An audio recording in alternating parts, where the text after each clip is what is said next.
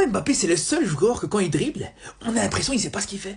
On a l'impression qu'il se dit Inch'Allah ça passe. On dirait qu'il fait n'importe quoi, il se dit j'espère ça va passer. On dirait sur FIFA quand on touche le joystick n'importe comment parce qu'on sait pas dribbler.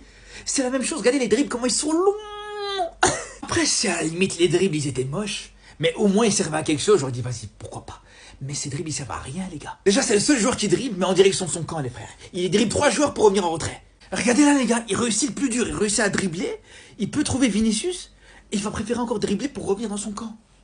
Pourquoi? À la limite, vous allez me dire, ouais, c'est parce que là, il y a 3 joueurs autour de lui, il n'y a pas forcément la lucidité. D'accord, vas-y, pourquoi pas. Mais là, une fois qu'il s'est débarrassé de ces 3 joueurs, quand tu vois l'espace qu'il a créé justement sur le côté gauche, pourquoi tu fais pas un renversement de l'autre côté? Si t'es justement ce joueur technique, ce numéro 10 que tu veux nous faire croire que t'es, tu es capable de faire ce renversement-là, sans problème même. Il n'y a aucun joueur sur toi.